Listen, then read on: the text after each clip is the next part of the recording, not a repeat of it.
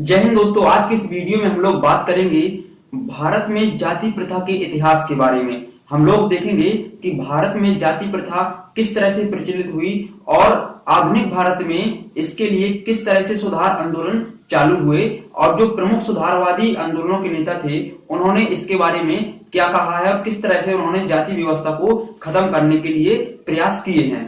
तो चलिए शुरू करते हैं।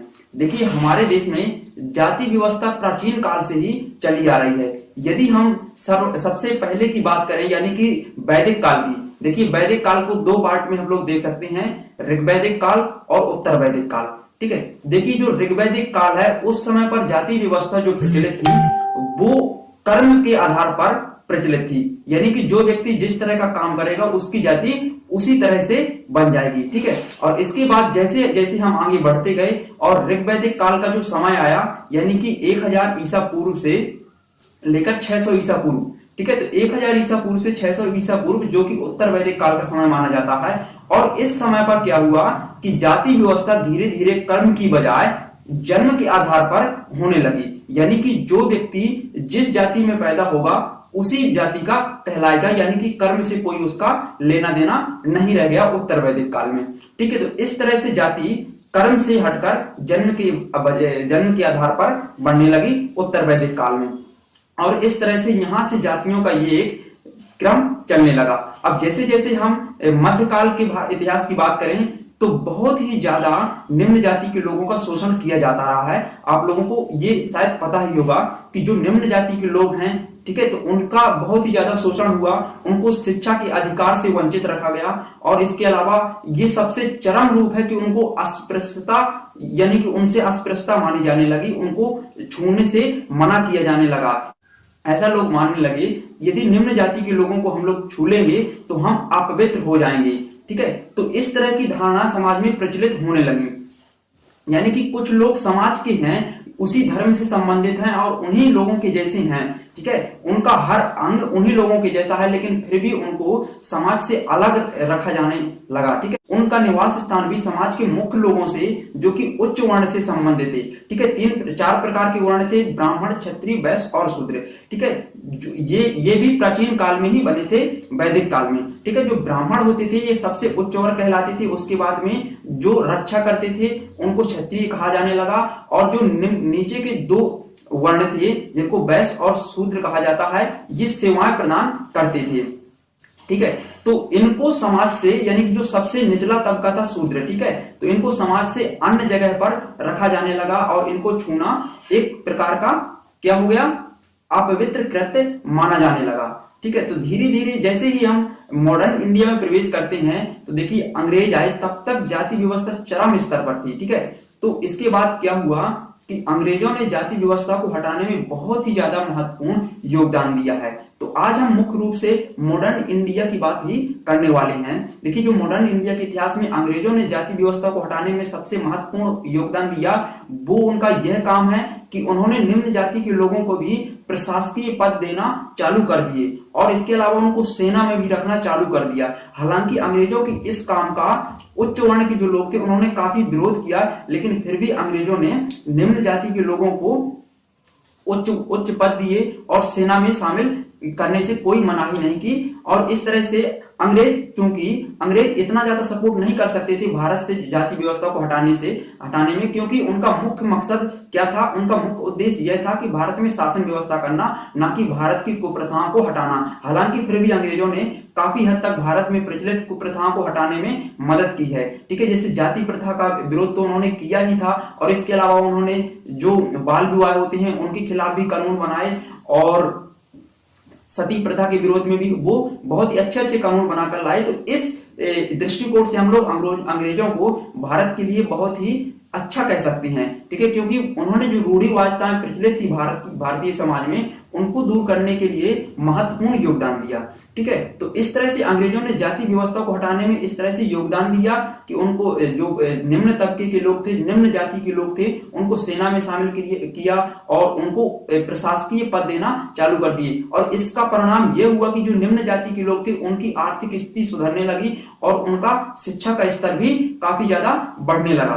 तो जैसे जैसे निम्न जाति के लोग शिक्षित हो गए तो उन्होंने खुद जाति प्रथा के विरोध में आंदोलन खड़ा करना प्रारंभ कर दिया। और सबसे पहले जो महान आंदोलन चालू किया था वो थे ज्योतिबा फुले। इन्होंने सत्य शोधक समाज की स्थापना की थी सन 1873 में। ज्योतिबा फुले जी ने सन 1873 में सत्य शोधक समाज की स्थापना की थी। और उन्होंने जो ब्राह्मणों का प्रतीक चिन्ह था राम, तो उसकी बजाय उन्होंने दलितों के प्रतीक चिन्ह यानी कि राजा बलि को अपना प्रतीक चिन्ह बनाया और उन्होंने सत्यशोधक समाज की स्थापना की और साथ में जाति प्रथा का घोर विरोध किया। उन्होंने जो उच्च वर्ण के लोग थे उनका इसलिए विरोध किया क्योंकि वो निम्न जाति के लोगों को छूने से मना करते थे। तो इस तरह से, और इसके अलावा इन्होंने अपनी पत्नी जिनका नाम था सावित्रीबाई फुले, ठीक है, तो सावित्रीबाई फुले की मदद से इन्होंने दलितों की जो महिलाएं थी उनमें भी शिक्षा का प्रसार करना चालू कराया। तो इस तरह से ज्योतिबा फुले जी ने बहुत ही ज्यादा समाज को परिवर्तित करने में अपना योगदान दिया है। उन्होंने अपना संपूर्ण जीवन लगभग इसी में न्यौछावर कर दिया। उनका जन्म हुआ था 1827 में और 1827 से ये 1890 तक में ये इनका पूरा जीवन काल है। और इसके बाद देखिए इन्होंने इतने ज्यादा समाज के लिए अच्छे अच्छे काम किए, इस कारण से उन्हें महात्मा की उपाधि दी गई है ज्योतिबा फुले जी को, ठीक है। तो इसके अलावा ज्योतिबा फुले जी तो साथ में है ही, और उनकी पत्नी सावित्रीबाई फुले ने भी बहुत ही ज्यादा इंपॉर्टेंट रोल निभाया है दलित महिलाओं को शिक्षित करने के लिए, ठीक है। तो इस तरह से, और इसके बाद दूसरे महान नायक हुए जिनका नाम था भीमराव अंबेडकर, ठीक है। जो भीमराव अंबेडकर थे इन्होंने 1927 में महाड़ सत्याग्रह आंदोलन चलाया था। एक्चुअली दोस्तों देखिए जो महाड़ है यह एक महाराष्ट्र में एक स्थान है, रायगढ़ जिले में महाड़ स्थान। यहाँ पर एक तालाब था, सार्वजनिक तालाब था जिसका नाम था चौदार तालाब, ठीक है। तो इस तालाब में दलितों को यानी कि जो निम्न जाति के लोग थे उनको पानी पीने से मनाही थी। हालांकि यह तालाब सार्वजनिक तालाब था लेकिन दलित यानी कि छोटी जाति के लोग उस पर पानी नहीं पी सकते थे। और इसी कारण से भीमराव अंबेडकर जी ने 1927 में महाड़ सत्याग्रह आंदोलन चलाया और उन्होंने एक भारी जन आंदोलन के साथ में भारी संख्या में, हजारों की संख्या में दलितों के साथ में उस तालाब में खुद अपने दोनों हाथों से पानी पिया। और इसके बाद बारी बारी से हजारों दलितों ने, हजारों पिछड़े लोगों ने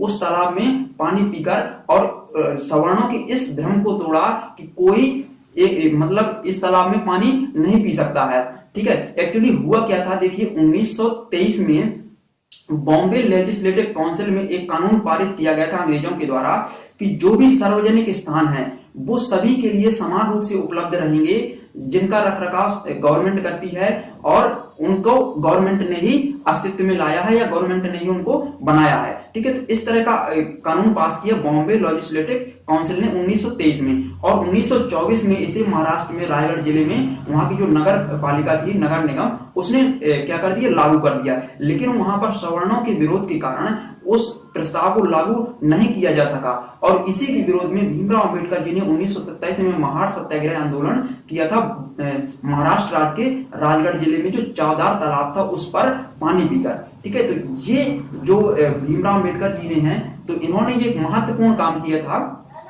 समाज में बदलाव लाने के लिए, ठीक है। देखिए जो हमारे प्रसिद्ध समाज सुधारक हैं, चाहे वो राजा राम मोहन राय हो, स्वामी विवेकानंद हो, दयानंद सरस्वती हो, महात्मा गांधी हो, ठीक है, इन्होंने बहुत ही समाज में परिवर्तन लाने के लिए अपने जीवन का एक महत्वपूर्ण स्वर्णिम काल लगा दिया है।